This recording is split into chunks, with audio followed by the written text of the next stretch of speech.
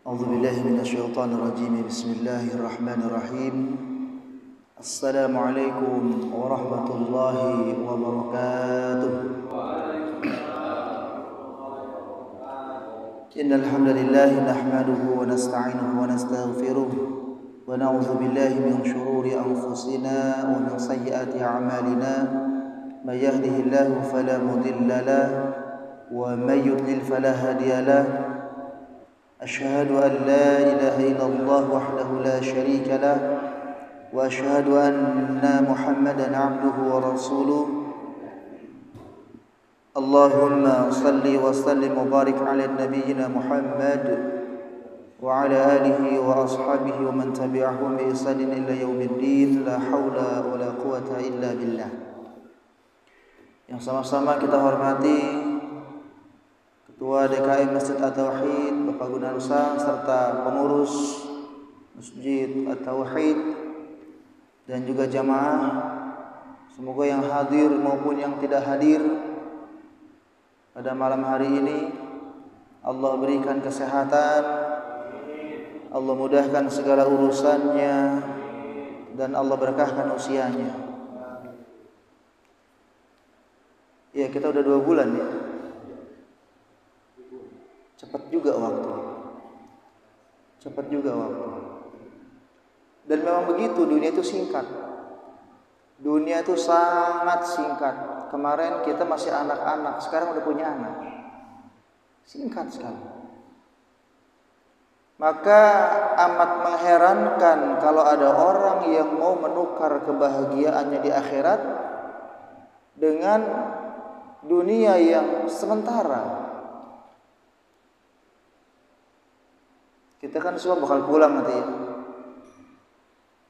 Pulang ke kampung akhirat yang begitu panjang.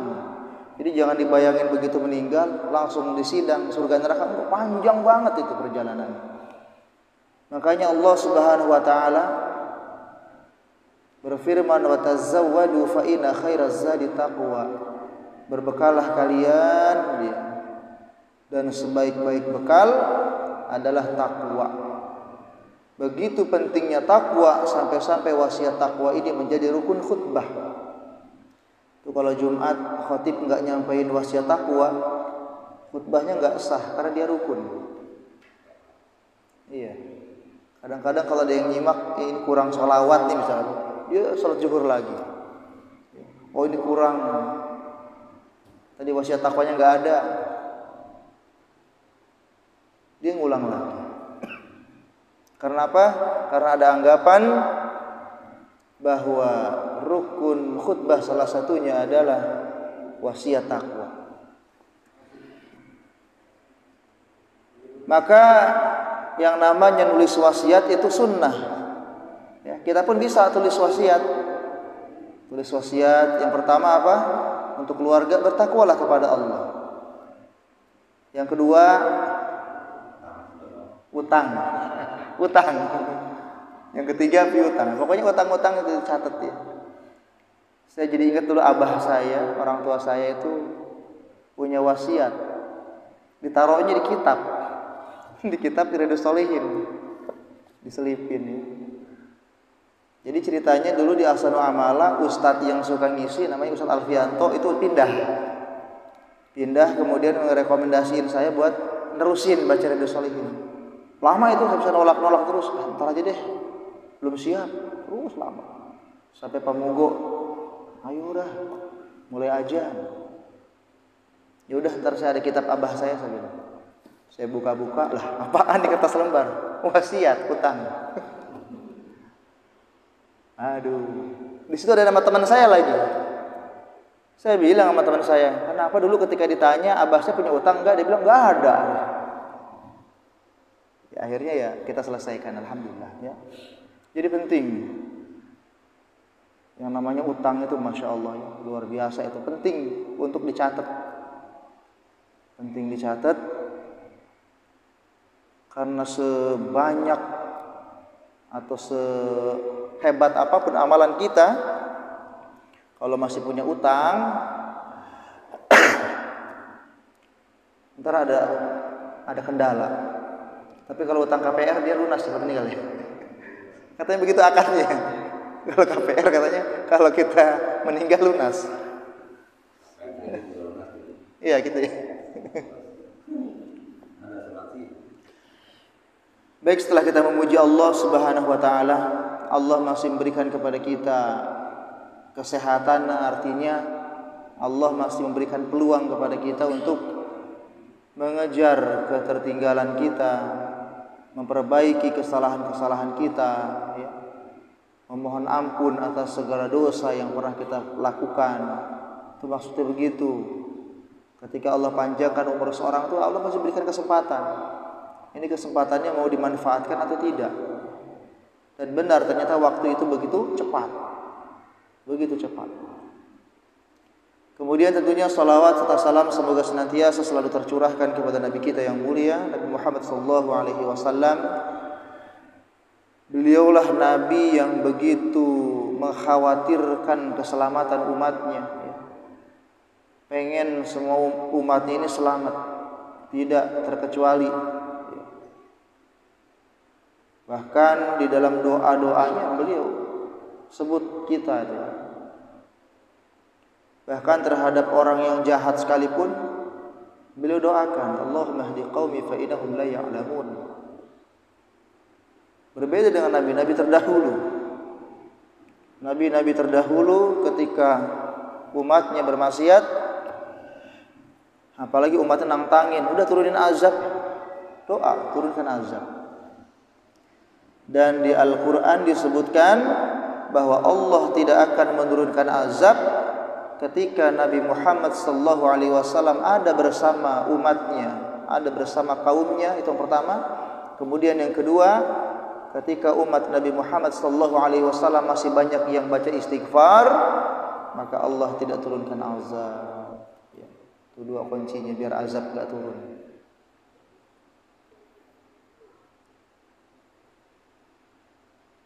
Nabi itu istighfarnya sehari semalam 70 sampai 100. Padahal beliau sudah maksum, terjaga dari perbuatan dosa dan dijamin masuk surga. Kita yang mengaku umat beliau, aku katanya cinta, istighfarnya berapa? 3 kali 5, 15 kali ya. Itu kalau habis sholat kan, astagfirullah, astagfirullah, astagfirullah. Allahumma antas salam wa minkas salam. Kadang-kadang juga sambil jalan gitu, astagfirullah. Ya memang kita sama Nabi beda dikit lah, ya. Nabi sedikit-sedikit zikir, kita sedikit zikirnya, beda dikit. Nabi sedikit makan, kita dikit-dikit makan.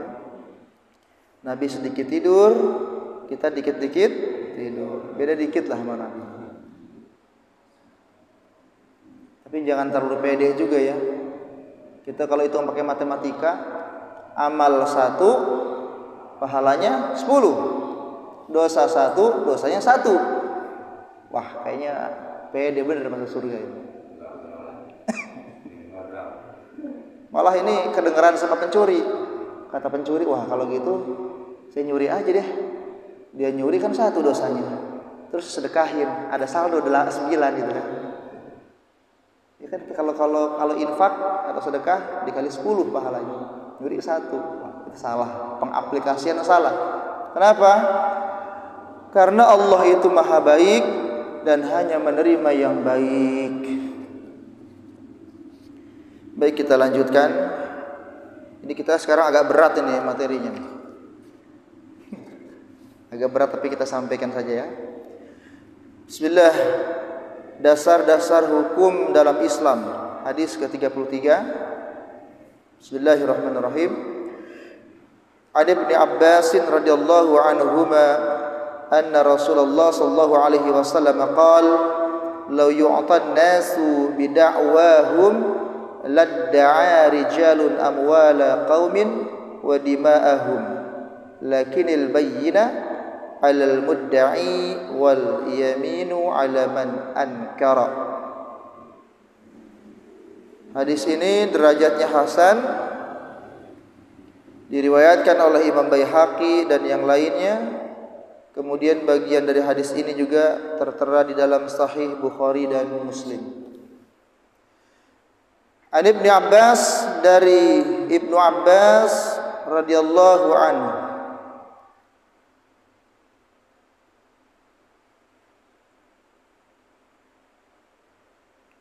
anna Rasulullah sallallahu alaihi wasallam, bahwa Rasulullah sallallahu alaihi wasallam bersabda, seandainya setiap orang bebas mengklaim, pasti banyak orang yang mengklaim harta dan jiwa orang lain, ya. Karena itu orang yang mengklaim harus mendatangkan bukti, dan orang yang menyangkal harus bersumpah. Ini dalam perdata, ya, gugat-menggugat. Jadi kalau menggugat itu harus mendatangkan saksi. Dulu saya pernah hadir di pengadilan Cibinong jadi saksi dulu. Karena rumah yang saya tempatin itu oleh pemiliknya mau dibalik nama, tapi ketika jual beli ada yang kurang tanda tangan suami yang jual, ya. Dulu alasannya sih beli rumah itu waktu masih bujang, katanya, waktu masih gadis. Jadi dijualnya pun nggak perlu tanda tangan suami. Ternyata di pengadilan waktu mau balik nama itu di BPN, ya, itu ditolak. Akhirnya gugat. Atau sampai digugat, ya. Yang jual akan digugat, ya. Walaupun orang yang nggak ada. Karena dilacak-lacak nggak ketemuin orang.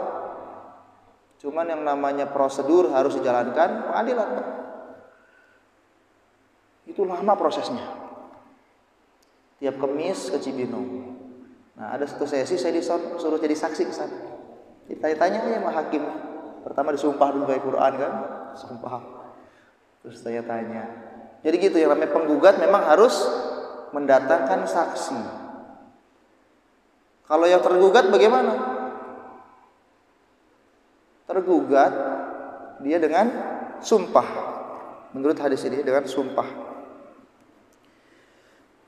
Kandungan hadis yang pertama, ketinggian hukum Islam. Ya, jadi Islam itu memang agama yang sempurna. Jangankan perkara yang besar-besar, perkara yang kecil aja udah disampaikan oleh Rasulullah sallallahu alaihi wasallam. Makanya Imam Malik katakan, manistahsana faqad syara'a. Barang siapa menganggap baik suatu perbuatan yang belum pernah disampaikan oleh Rasulullah sallallahu alaihi wasallam, faqad syara'a, maka dia telah membuat syariat baru. Imam Malik katakan seperti itu. Jadi maksud saya bagaimana? Maksud saya itu sunah-sunah Nabi aja banyak banget yang belum kita kerjain. Banyak banget. Ngapain kadang-kadang kita bersusah payah untuk melakukan sesuatu yang belum dicontohkan. Kayak puasa mutih, itu kan nyusah-nyusahin, ya. Enak-enak ada lauk. Kenapa nasi doang ini? Ya Allahu a'lam lah. Katanya sih melatih kesabaran, ya. Ya Allahu a'lam. Melatih kesabaran, ya.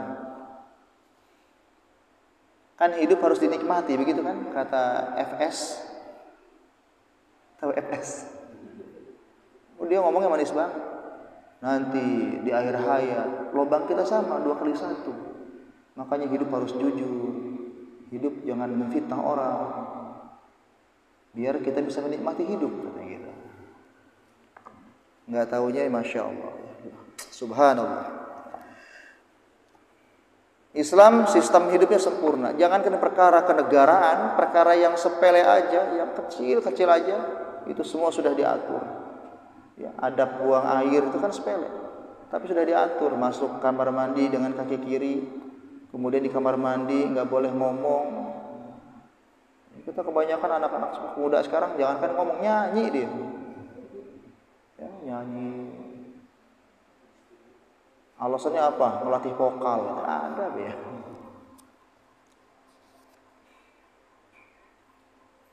Saya heran kamar mandi di Deki itu kan nggak ada yang ngerokok, tapi ada puntung rokok. Siapa yang ngerokok ya? Enggak, satu-satunya nggak ada yang ngerokok. Tapi kalau ada puntung rokok, siapa yang ngerokok di sini?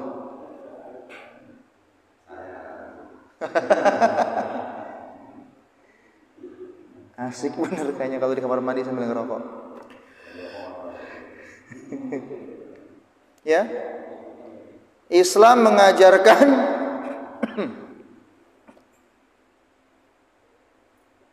ini 2 hari belum istirahat atau bengek. Kemarin Sabtu masuk tadi ngantar lomba kok. Baru maghrib berasanya tadi. Kok jadi begini gitu. Islam mengajarkan akidah yang bersih. Nah, kalau udah ngomong akidah, ini mesti bersih, terbebas dari syirik. Ini kita kalau dakwah akidah musuhnya banyak. Banyak musuhnya. Kayak siapa sekarang? Marcel.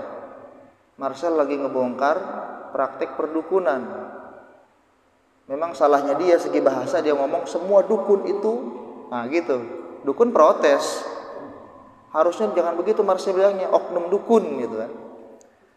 Dukun-dukun senusantara protes, menggugat Marcel, aduin ke polisi. Ya.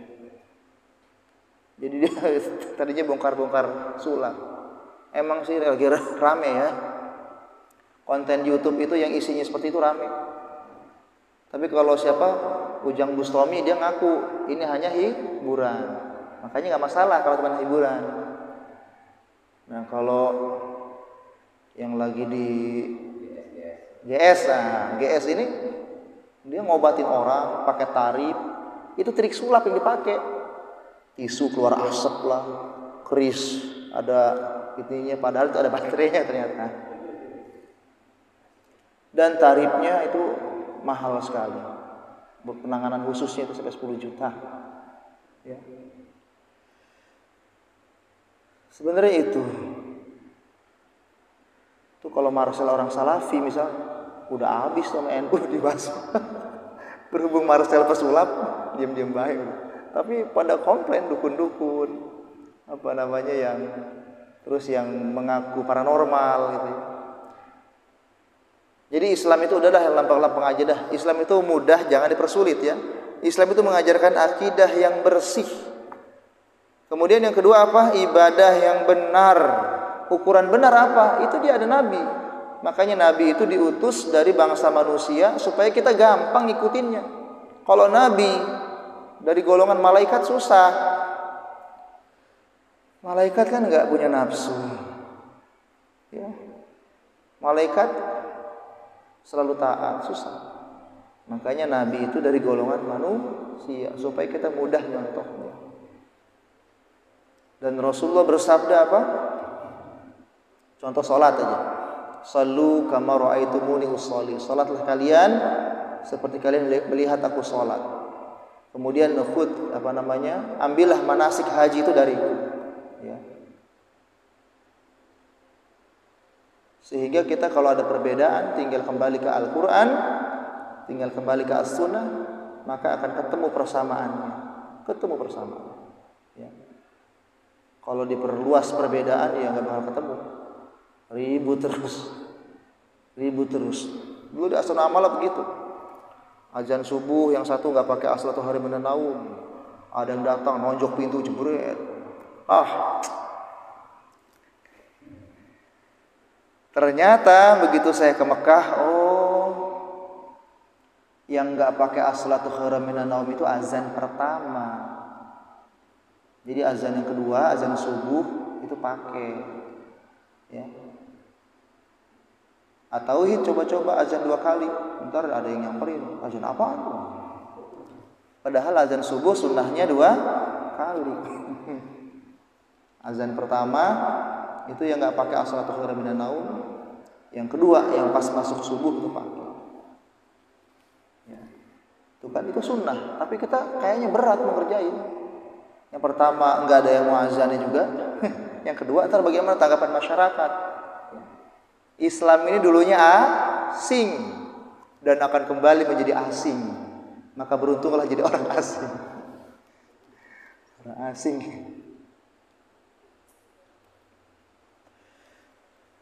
Akidah bersih, kemudian ibadah yang benar, akhlak yang mulia. Ini penting juga akhlak yang mulia.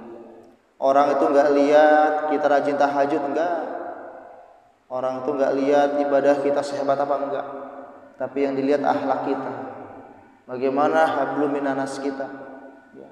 Biar kata Ustadz juga, kalau ada yang sakit tetangganya dia nggak peduli, ya nggak kepake gitu lah. Ya. Akhlak. Malahan kadang-kadang orang lebih percaya sama orang yang nggak pernah ke masjid, nggak pernah sholat, tapi akhlaknya baik gitu. Akhlak, karena memang akhlak penting. Makanya bicara soal akhlak, ketika ditanya akhlak Rasulullah, akhlak Al-Quran. Beliau adalah Al-Quran yang berjalan, gitu ya. Kemudian ketika tawanan perang itu ditangkap, diperlakukan dengan baik. Tawanan itu nggak dipenjara, diikatnya di ini, tiang-tiang begini, tiang masjid. Jadi tawanan itu ngelihat, oh ini amalan orang Islam. Jadi tertarik dia. Oh gini ya Islam itu ternyata gitu.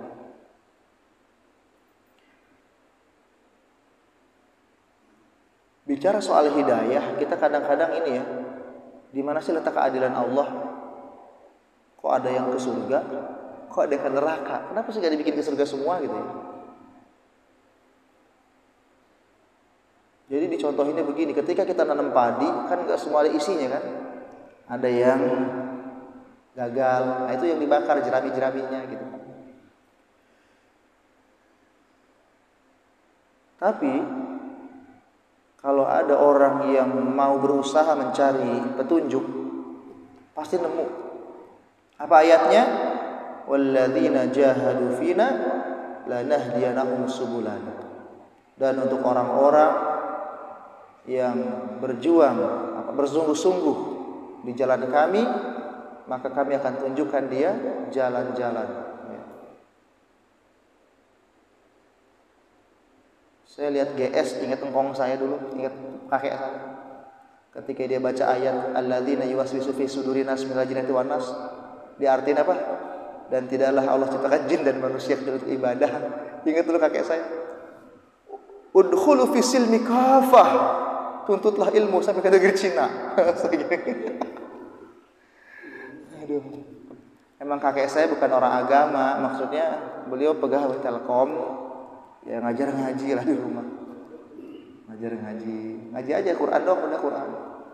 Sampai dulu ada yang datang orang tua yang ngaji itu, kok nggak diajarin sholat sih, ngaji doang katanya.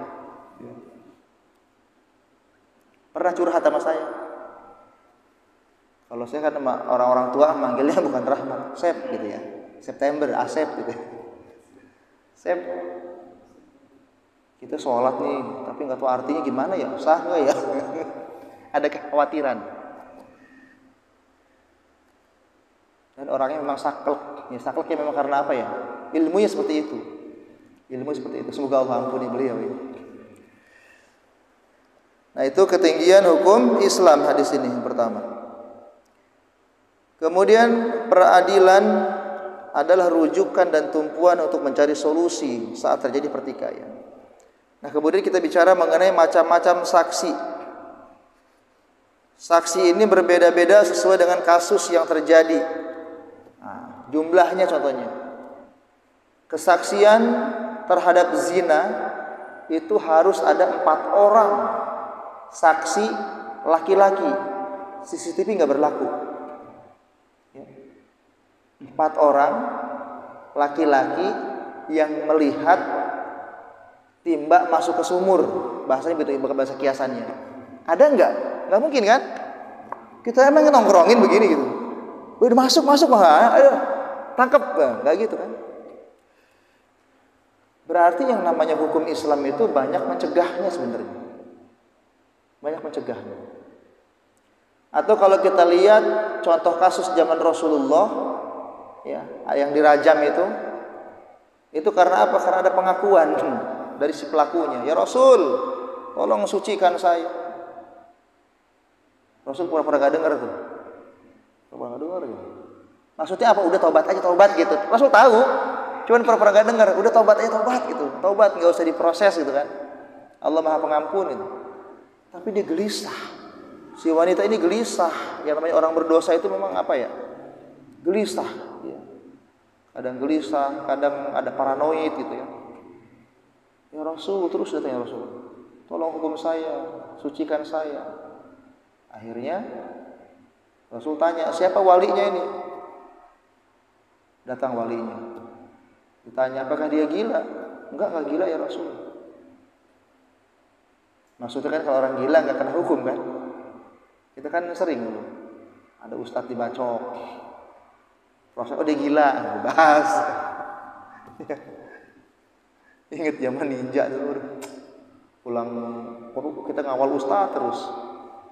Ya. Tahun berapa tuh? 90-an.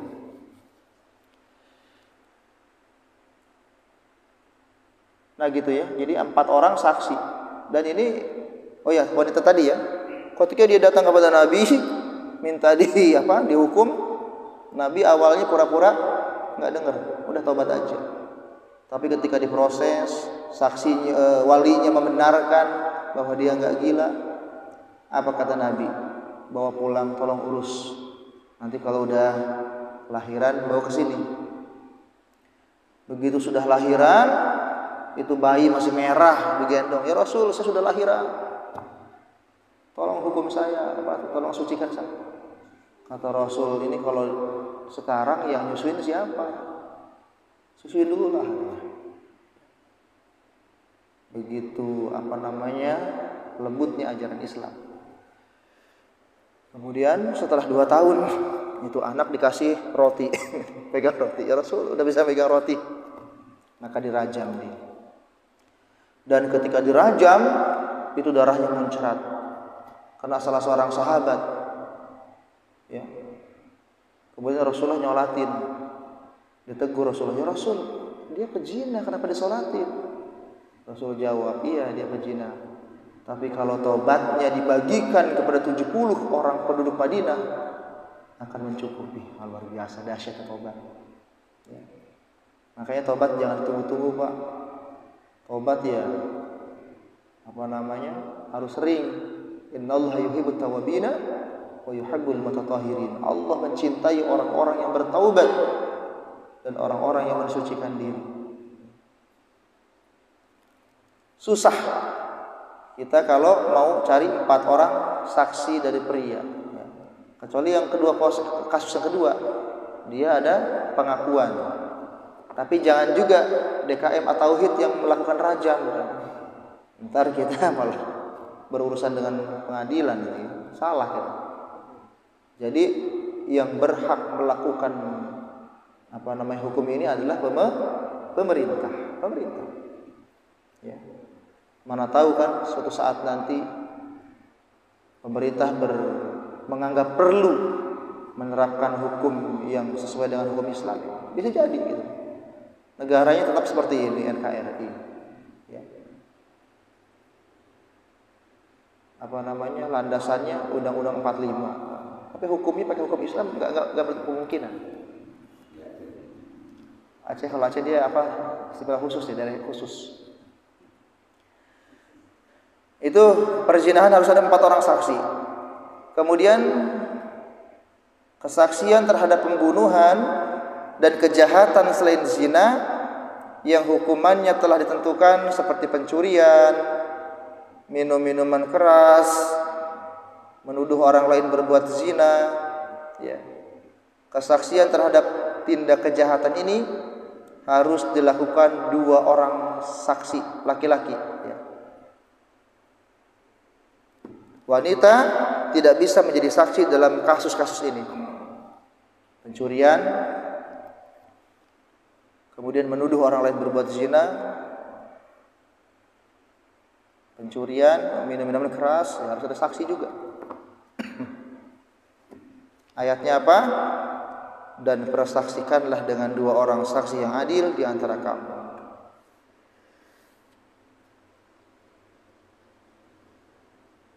Termasuk kalau Imam Syafi'i ya, untuk kasus-kasus yang immateri, yang bukan materi kayak pernikahan, itu kan ada 2 orang saksi ya, pernikahan. Tapi sebenarnya yang namanya pernikahan itu semua yang hadir jadi saksi. Cuman yang tercatat aja itu 2 gitu ya. Nah, gimana kalau nikah siri? Rasulullah itu menganjurkan mengadakan walimah, artinya umumkan kalau pernikahan, jangan ngumpet-ngumpet gitu ya.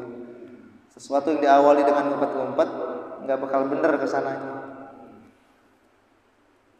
Jadi ingat saya dulu pernah disuruh tausiah, Ustaz tausiah di Blok N hari Jumat itu. Tapi jangan lama-lama ya, saya soalnya Jumat biasa ngisi ibu-ibu tahsin di sini di Alfa. Iya bentar. Berangkat saya ke Blok N. Tausiah di mana? Sepi-sepi aja ini gitu. Sepi-sepi. Nah ketemu tuh yang ngundang. Ustaz masuk. Di dalam itu nggak banyak orang, ada berapa orang. Jadi ternyata saya disuruh jadi saksi akad nikah. Yang nikahin pamannya. Saya bilang saya pulang dulu ya ambil KTP. Nggak usah. Udah gitu, tapi untungnya memang di Adain Walimah hari Ahad. Hari itu saya jadi saksi doang. Tat, transport ntar aja ya, sekalian. Waktu itu masih ada Saung Serpong, depan Junction ya, ada Saung Serpong. Di situ bener ada walimah. Yang penting ada walimah lah, saya jadi nggak terlibat. Ya, ngeri juga. Cuman bener, waktu akad itu Pak D itu pamannya yang nikahin. Saya kira ada penghulu gitu kan, yang nyatet nggak ada. Maka saya bilang ambil KTP dulu.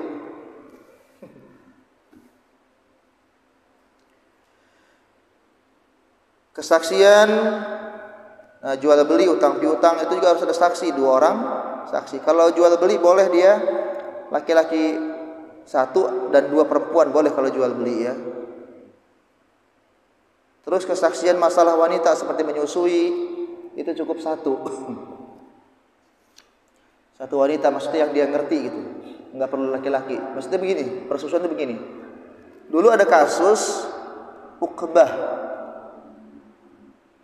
Uqbah ini dia menikahi saudara sesusuannya.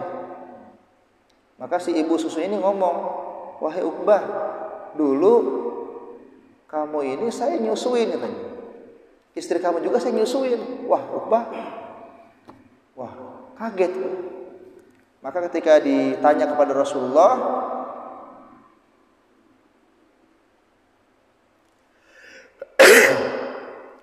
Rasulullah menjawab, bagaimana kamu tetap menikahinya padahal telah dikatakan bahwa ia adalah saudara sesusuanmu. Kemudian Uqbah menceraikan wanita tersebut dan wanita tersebut menikah lagi dengan laki-laki yang lain. Ya. Ini ibu susunya yang cerita. Karena saudara sesusuan itu nggak boleh dinikahkan. Ini kita kayaknya dulu kampung banyak kayak gini, kejadian kayak gini. Saya ngalamin tuh waktu masih kecil tuh, lihat adik saya disusuin sama siapa gitu ya. Biasa aja tuh di kampung.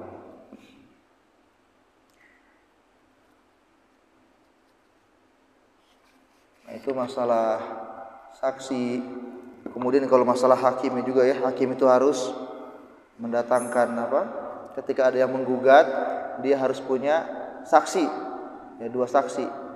Tapi kalau saksinya tidak ada, maka yang tergugat boleh membantah dengan sumpah.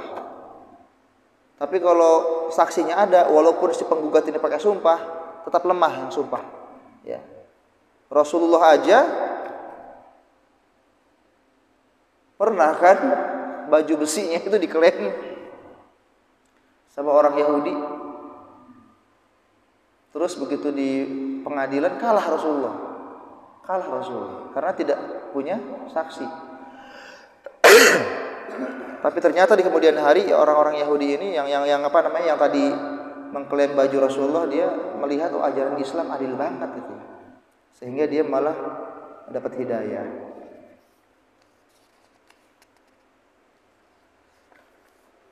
Itu sekelumit mengenai peradilan. Kita singkat kita loncat aja ya.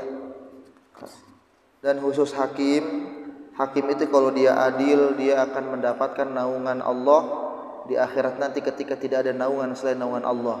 Ya, kan ada 7 golongan itu kan. Di antaranya orang yang sering bolak-balik ke masjid, gitu ya. Luar biasa, kita kalau sudah ada sifat-sifat ini ya, semoga kita nanti mendapatkan keistimewaan ini ya, mendapatkan naungan Allah ketika orang-orang itu ada yang tenggelam dengan keringatnya sendiri, ada yang dahsyatlah hari itu. Mudah-mudahan kita mendapatkan naungan Allah Subhanahu wa taala. Amin ya rabbal alamin. Kemudian Rasulullah sallallahu alaihi wasallam menyampaikan bahwa dari tiga golongan hakim, ya, satu di surga, yang duanya ke neraka. Yang di surga yang mana?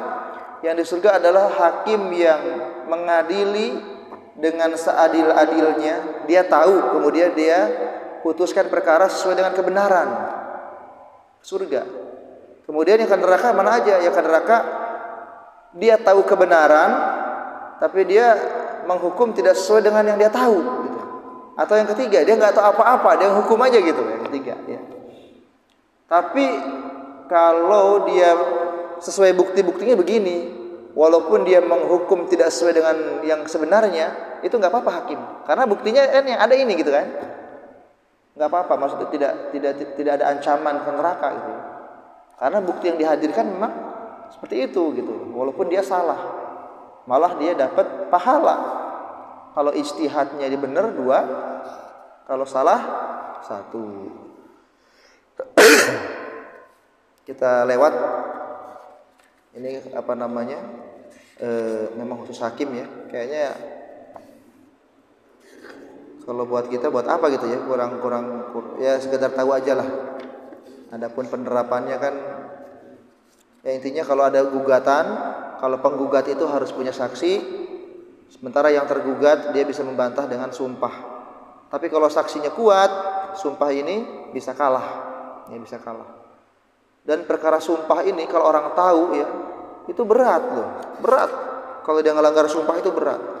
Makanya si hakim itu harus nyampein hadis-hadis Rasulullah ya. Barang siapa bersumpah untuk mendapatkan harta seorang muslim, maka dia akan bertemu Allah dalam keadaan Allah marah kepadanya. Ya. Maka kalau kita lihat orang sering sumpah, maka bisa dipastikan orang itu bohong. Itu GS kan sering sumpah nih. Sumpahnya demi Allah, demi Rasulullah. Padahal ada larangan kita bersumpah dengan nama selain Allah. Ya. Sumpah itu demi Allah jadi cukup, wallah cukup. Ya. Saking pengen didengarnya, demi Allah, demi Rasulullah. Ini enggak benar sebenarnya. Kita kalau sumpah demi Allah aja. Dan kalau enggak diminta untuk sumpah, ngapain sumpah? Kalau begitu mudah mengucapkan sumpah, maka bisa dipastikan dia sedang berdusta, dia sedang berbohong. Baik, kemudian hadis berikutnya menyingkirkan kemungkaran. Nah, ini pun perlu dicermati. Ini ada bagian-bagiannya. Tidak harus kita yang melakukannya. Apa bunyi hadisnya? An Abi Sa'idin Al-Khudri radhiyallahu anhu qala sami'tu Rasulullah sallallahu alaihi wasallam yaqul man ra'a minkum munkaran falyughayyirhu bi yadihi fa illam yastati' fa bi lisanihi fa illam yastati' fa bi qalbihi wa dzalika aful iman, rawahu Muslim. Ya, aku mendengar Rasulullah bersabda, barang siapa melihat kemungkaran hendaklah merubah dengan tangannya. Ya, ini siapa? Polisi yang punya kekuasaan, pemerintah, dengan tangannya. Artinya dengan hukum. Jangan kita ya berantakan nanti. Kecuali yang di bawah wewenang kita ya, anak gitu kan, dengan tangan jewer boleh lah, jewer. Ya. Ditegur. Jika tidak mampu maka dengan lisannya. Dengan lisan kita nasihati atau kita doakan. Jika tidak mampu juga maka dengan hati. Dan yang demikian itu tingkatan iman yang paling lemah.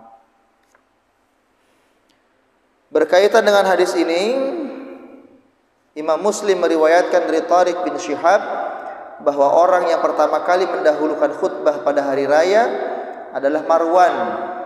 Seorang laki-laki mengingatkannya khutbah dilakukan setelah sholat. Marwan menjawab, yang demikian itu telah ditinggalkan. Abu Sa'id berkata, laki-laki ini telah melakukan tugasnya dalam usaha menyingkirkan kemungkaran.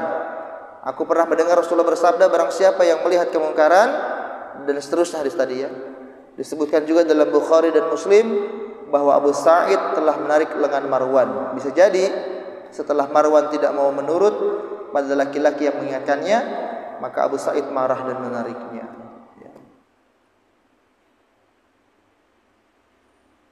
Kemudian al-haq dan al-batil telah ada.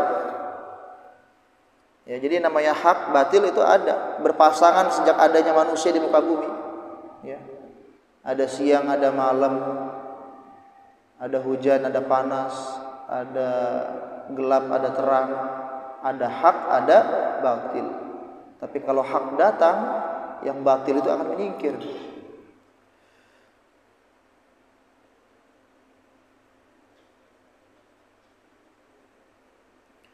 Setiap kali ya, Allah mengirimkan orang-orang yang mau menyalakan cahaya kebenaran, maka pengikut kebatilan tidak bisa berkutik.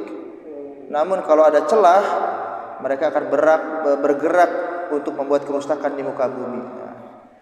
Memberantas kemungkaran, semua ulama sepakat bahwa memberantas kemungkaran hukumnya wajib. Karenanya setiap muslim wajib memberantas kemungkaran yang ada sesuai dengan kemampuan masing-masing. Tadi ya, yang bisa dengan tangan ya dengan tangan, wilayahnya penguasa. Kemudian kita dengan nasihat. Aduh, dengan nasihat tergalakan dia kan. Kadang-kadang kita ngomong baru satu, dia udah 3, 4 gitu ya. Ya dengan doa. Ya, jangan sampai hati kita udah nafsi-nafsi dah. Enggak gitu ya. Kita enggak seperti itu. Kita ini harus punya apa ya namanya ya? Rasa peduli. Peduli. Kalau ada rumah orang kebakaran, apa kita nunggu dipanggil dulu punya rumah? Tolong kebakaran. Atau kita langsung ambil air, refleks, siram langsung gitu kan? Ada gak minta tolong ini biarin aja, gak gitu kan? Gak gitu. Maksud saya begitu loh, ketika ada orang berbuat kemaksiatan, itu kan sebenarnya dia membiarkan dirinya dibakar api neraka, itu lebih dahsyat. Apakah kita akan membiarkan dia? Enggak kan? Harusnya kita ya Allah punya kepedulian. Nah, ketika sudah kita sampaikan dia tidak mau menerima, ya bukan urusan kita. Ya, urusan kita cuman menyampaikan. Persoalan enggak mau diterima itu bukan urusan kita. Nabi aja apa? Nabi aja menyampaikan doang. Nabi itu punya tugas 2. Yang pertama basyiran, memberikan kabar gembira kepada orang-orang yang beriman.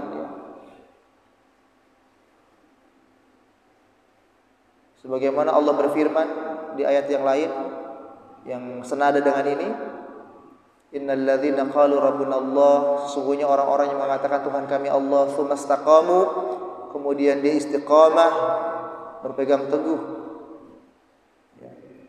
Walaupun ada tawaran ini itu dia tetap berpegang teguh. Tatanazzalu alaihimul malaikah, malaikat akan turun ketika dia sakaratul maut. Dalam tafsirnya begitu. Malaikat mengatakan apa? Alla takhafu, jangan kau takut, wala tahzanu, dan janganlah kamu bersedih hati. Wa abshiru bil jannati allati kuntum tu'adun. Berbahagialah kamu dengan surga yang telah dijanjikan untukmu. Wah, ya. Istiqamah. Nah, Rasul ini punya tugas yang pertama basyiran, menyampaikan berita gembira bahwa ada kehidupan yang abadi, ada kenikmatan yang lebih nikmat daripada kehidupan di dunia, di mana itu di surga. Tapi kalau orang-orang di luar kita, ya, ada yang nyinyir gitu. Orang Islam surganya gitu amat ya. Pesta-pesta, ya, ada bidadari. Emang waktunya kan? Kita kan di dunia itu ibarat apa? Penjara ya. Ad-dunya sijnun mu'min wa jannatul kafir. Artinya penjara itu apa? Enggak bebas. Ini jangan. Enggak bebas. Jangan minum khamar, jangan makan babi, ya, jangan berzina. Dibatasi semuanya. Tapi buat orang-orang kafir bebas, dia mau ngapain aja. Bebas, enggak ada itu dia. Enggak ada larangan. Nah kita ini diledekin sama orang-orang luar Islam. Islam surganya gitu segitu amat sih. Apa mereka bilang itu ya? Kok kayak gitu ya? Kita kan kalau baca di surat apa namanya Al-Baqarah itu, wa basyiril ladzina amanu wa 'amilus solihati anna lahum jannatin tajri min tahtiha al-anhar kullama ruziqu minha min thamaratir rizqan qalu hadha alladhi ruziqna min qabl wa utu bihi mutasyabiha wa lahum fiha azwajun mutahharah wa hum fiha khalidun. Ini di ujung ayat begitu.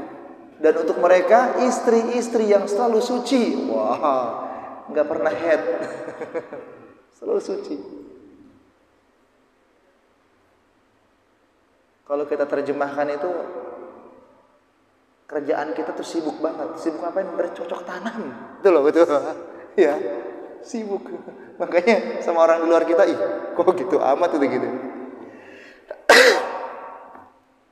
Jangan dibayangkan seperti itu. Udahlah kita imani saja. Dan di surga itu orang yang paling terakhir masuk surga itu kan luasnya seluas langit dan bumi. Dia merasa fasilitas dia itu paling wah gitu loh. Dia nggak akan iri. Saya nggak akan iri sama Pak Gun, saya kan ustadznya. Kok saya dapatnya cuma segini, Pak Gun lebih nggak gitu, nggak bakal iri. Semua kita akan merasa paling nikmat, paling dimanjakan oleh Allah, paling wah itu pokoknya. Kemudian tugas Rasul yang kedua adalah nadhiran. Nadhiran itu memberikan kabar, ancaman kepada orang-orang yang tidak mau beriman. Ancaman apa? Ada kehidupan setelah kematian. Ancaman apa? Bahwa ada pengadilan Allah. Tapi kalau kita jangan sekali-kali ya bilang sama Allah, ya Allah, aku minta keadilanmu. Habis kita. Kita tuh jangan minta diadili sama Allah. Habis. Kita tuh mintanya disayang ya. Ya Allah, pandanglah hamba dengan pandangan kasih sayang-Mu. Kita kadang-kadang kalau lagi kesel sama orang kan, dia jolim amat ya Allah. Meminta keadilan-Mu ya Allah. Ya. Udah kita yakin aja bahwa ada kehidupan setelah kematian. Ya. Kalau kita pernah disakiti orang, kita berusaha memaafkan. Kalau tidak ada kehidupan setelah kematian, bagaimana nasib orang-orang yang kilometer 50? Gimana sih itu? Enggak selesai. Ada pengadilan nanti. Bagaimana nasibnya orang yang dibegal kemudian dia meninggal di jalan, nggak ketahuan. Semua nanti akan diadili dengan seadil-adilnya oleh Allah Sang Maha Pengadil. Tidak ada satupun yang terlewat. Makanya Rasulullah ketika beliau sudah merasakan tugasnya selesai di dunia, beliau kan khutbah. Kemudian beliau sampaikan, siapa dulu yang pernah aku sakiti secara aku tidak tahu gitu kan. Bangun siapa namanya? Lupa saya namanya. Washi. Siapa Washi? Ukasah. Nah, Ukasah bangun. Saya Rasul. Kenapa? Dulu pernah waktu menyiapkan barisan, saya kena cambuk ya Rasul. Oh gitu ya, udah cambuk saya. Sahabat udah geram kan. Udah ya Rasul, saya aja gantiin deh, jangan engkau gitu kan sahabat. Saking cintanya dengan Rasulullah. Tapi apa? Tapi kata Rasulullah, enggak, biar aku menanggung. Aku tidak mau ada urusan lah tidak akhirat itu. Kemudian Ukasah bilang lagi begini, ya Rasul, dulu waktu aku kena cambuk, aku itu lagi enggak pakai baju katanya.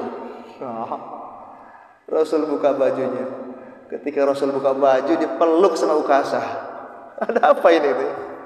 Dia bilang, ya Rasul, aku khawatir aku tidak akan berjumpa denganmu lagi. Karena dia merasa apa? Ya amalan saya ini sedikit lah gitu ya. Sedangkan kau adalah makhluk yang, engkau adalah hamba Allah yang paling mulia. Tentunya tempatnya yang paling mulia. Enggak pede lah Ukasah kalau bakal ketemu Rasulullah di surga nanti, enggak pede gitu. Apa iya bakal ketemu orang kayak saya gitu.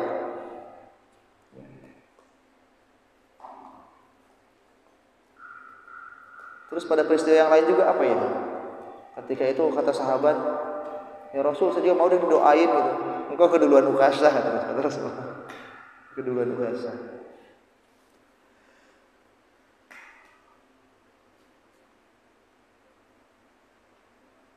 Ya, tugas yang kedua apa tadi? Nadhiron, memberikan peringatan kepada orang-orang yang tidak beriman bahwa ada siksa yang lebih pedih. Ya.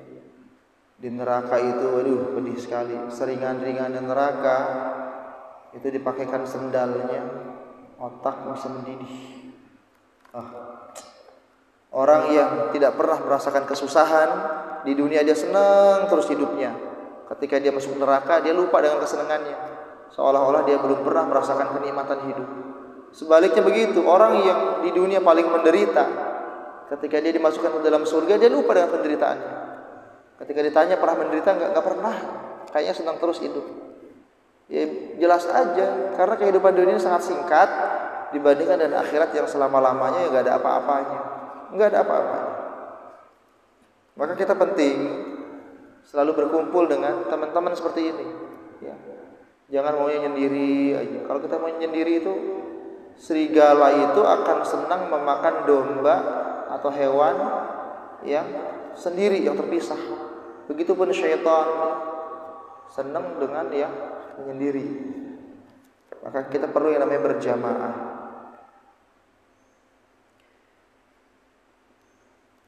Memberantas kemunkaran dengan hati, mampu mengetahui hal-hal yang ma'ruf dan mengingkari kemunkaran melalui hati merupakan fardu ain bagi setiap individu muslim dalam kondisi apapun.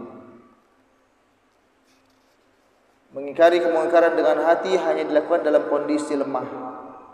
Mengingkari kemungkaran dengan hati hanya bisa dilakukan jika seorang tidak mampu memberantas kemungkaran dengan tangan ataupun lisan. Saya kalau ngomong kayaknya nanti jadi berantem, jadi berkepanjangan, udahlah cari aman aja deh. Yang penting saya tidak menyetujui perbuatannya gitu kan, dengan hati. Nah, sebab ketika meridhoi perbuatan dosa adalah dosa besar. Ya, meridhoi perbuatan dosa adalah dosa besar. Depan rumah kita ada yang gelar tikar, gitar-gitaran, minum-minuman keras, kita diamin aja. Itu dosa besar. Jangan di depan rumah kita lah, pindah sono, jangan di sini. Tolonglah kita mau istirahat gitu kan. Kapan deh? Ada di medsos rame itu. Ketika di sebuah perumahan ada yang gitar-gitaran sampai malam, yang punya rumah keluar. Tolong udah malam, jangan berisik. Enggak taunya yang gitar-gitaran marah-marah. Kamu pendatang ya? Saya pribumi di sini. Wah, jadi rame lagi. Karena yang tinggal di perumahan tersebut pendatang, sementara yang itu pribumi gitu, orang asli situ. Rasulullah bersabda, jika satu kemaksiatan dilakukan di muka bumi, maka orang yang melihat tapi membencinya seperti orang yang tidak mengetahuinya, sedangkan orang yang mendengar dan merestuinya ia seperti orang yang melihatnya. Ya. Kita nggak bisa ngapa-ngapain tapi kita benci. Oh itu nggak baik gitu. Kita benci bukan sama orang ya, sama perbuatannya. Dalam masalah memberantas kemunkaran dengan tangan dan lisan ada dua hukum. Yang pertama fardu kifayah, jika suatu kemunkaran diketahui oleh lebih dari satu orang dari masyarakat muslim, maka hukum memberantas kemunkaran adalah fardu kifayah. Artinya jika sebagian sudah ada, maka yang lain gugur kewajibannya. Fardu kifayah ya, jadi yang namanya fardu kifayah itu kewajiban yang apabila sudah ada yang mewakilinya, maka kewajiban tersebut gugur. Seperti apa? Memandikan jenazah, ya, mengurus jenazah itu fardu kifayah. Kalau segis nggak ada yang ngurus jenazah, dosa semua. Kan nggak ada yang bisa panggil keluar, harus ada yang ngurus.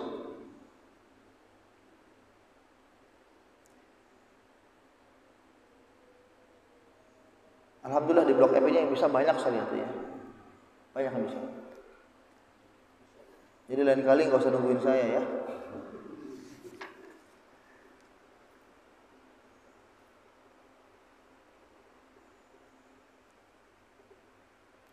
Kemudian bisa menjadi fardu ain bagi seorang sendirian yang mengetahui kemungkaran dan ia mampu untuk memberantas kemungkaran tersebut. Atau jika yang mengetahui kemungkaran tadi masyarakat banyak, namun hanya satu orang yang mampu memberantasnya. Dalam dua kondisi ini, hukum memberantas kemungkaran bagi orang tersebut adalah fardu ain. Ya, intinya kalau dia punya kekuasaan, dia aparat lah. Ketika melihat kemungkaran dia harus berantas. Jangan ketika melihat kemungkaran dia disogok, pura-pura nggak lihat, jangan gitu. Ya. Ya kadang-kadang kan di tempat-tempat hiburan itu ada jatahnya, itu ada. Kalau saya tahu, saya pernah tinggal di Ciputat. Saya tinggal di Ciputat itu musolanya dindingnya nempel sama bioskop Niagara. Ya. Dinding musolanya nempel belakang itu bagian. Bukan bagian belakang, bagian depan. Ini musola bagian sana bioskop. Jadi kita ngadep bioskop kalau sholat. Suatu hari kita sama temen tuh lewat depan itu, ada patroli set nyamperin itu. Oh, baru tahu. Dana keamanan lah ya, biar aman. Dan ternyata di bioskop itu sebenarnya bukan film, pereknya banyak. Bukan film apa sih gitu, nggak ada. Kok tahu ya kita kan ngeliat. Itu ngapain udah mangkal di situ gitu ya. Saya di Ciputat dari tahun berapa dulu tuh ya.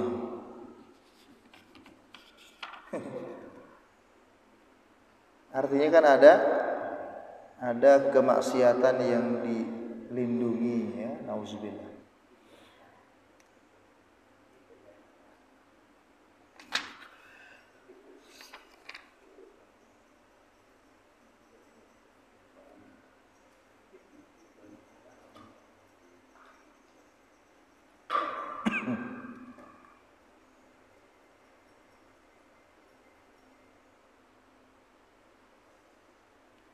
Ya tadi ya, ketika kita ingin memberantas kemungkaran dengan tangan misalnya, tapi kita khawatir kalau dengan tangan malah menimbulkan kerusakan yang lebih besar lagi.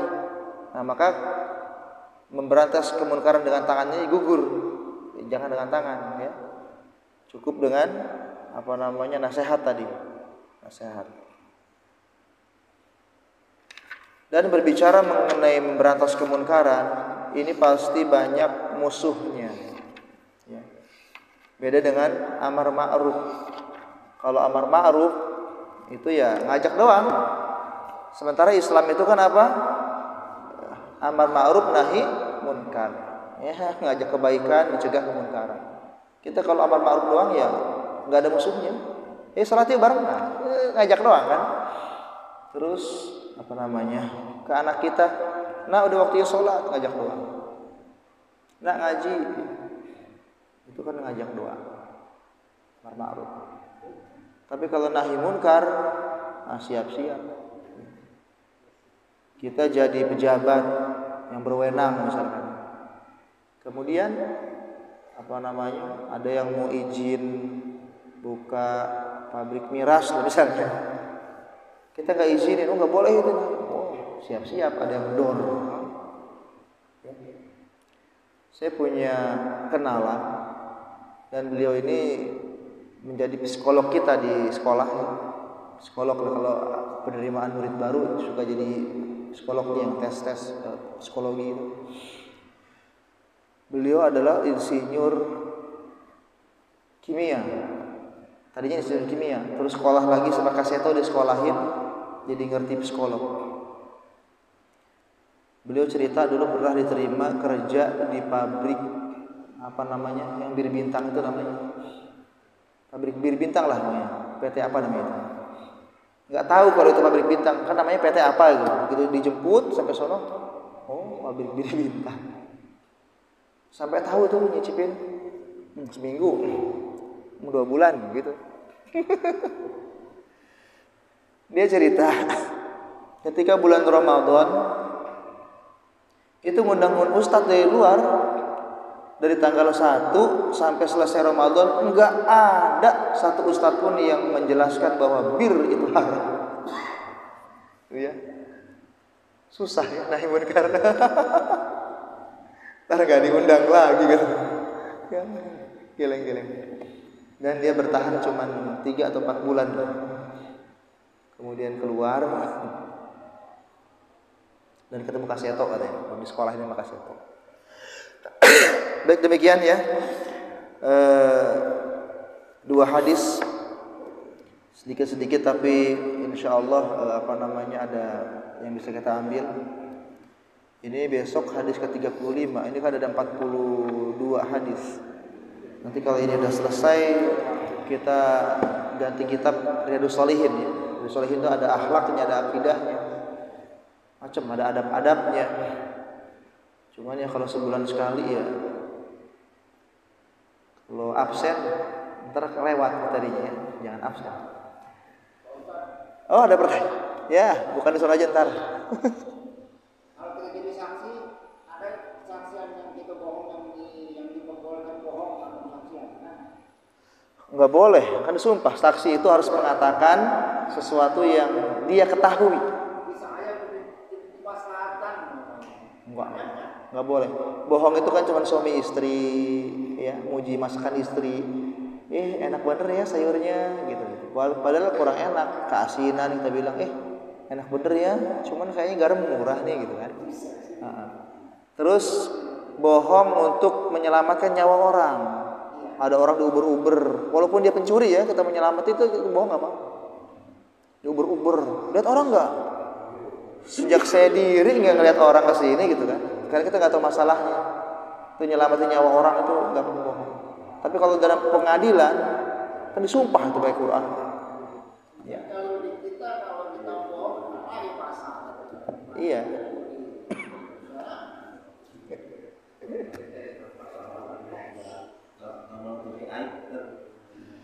Harus. Menutupi aib harus. Jangan. Kalau aib jangan dibuka. Iya, nggak apa-apa.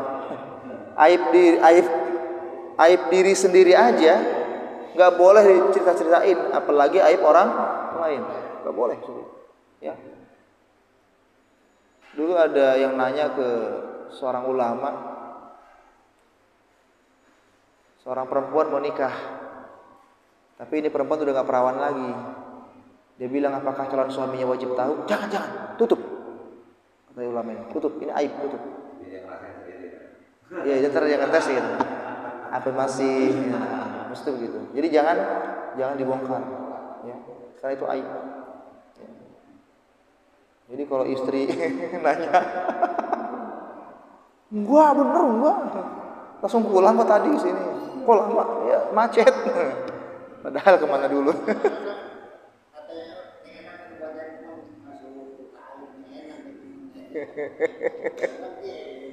Jangan. Ya, kita tutup rapat-rapat. Kan ada ininya. Ada keutamaannya. Barang siapa yang menolong hambanya yang muslim, yang menolong hamba Allah, maka Allah akan tolong dia. Barang siapa yang menutup aib saudaranya yang muslim, maka Allah akan tutup aib dia. Sebaliknya lagi, barang siapa yang membuka aib saudaranya, maka Allah akan buka aibnya, bahkan dia akan merasa malu. Ya, di rumahnya sendiri pun akan merasa malu. Nah, ada ancaman. Udah kita tutup aib orang, kita tutup rapat-rapat. Aib kita pun lebih rapat-rapat kita tutup. Malah kita kan doanya begitu kan? Doa ya Allah, tutuplah aib-aib kami, gitu kan? Allah yang menutup aib. Ya, sebab kalau kita ungkapkan itu namanya mujahirin. Mujahirin bukan muhajirin, mujahirin. Nabi bersabda, sesungguhnya Allah menerima pengampunan. Allah mengampuni semua orang kecuali mujahirin. Apa itu mujahirin? Orang yang bongkar aib sendiri. Padahal Allah sudah tutup rapat-rapat, malah dibongkar. Nah, itu dia. Mujahid. Baik, cukup ya. Kita lanjutkan di sebelah sana biar sambil minum. Baik, mudah-mudahan ada manfaatnya. Hadanallahu wa iyyakum ajmain. Subhanakallahumma bihamdika asyhadu an la ilaha illa anta astaghfiruka wa atubu ilaik. Assalamualaikum warahmatullahi wabarakatuh.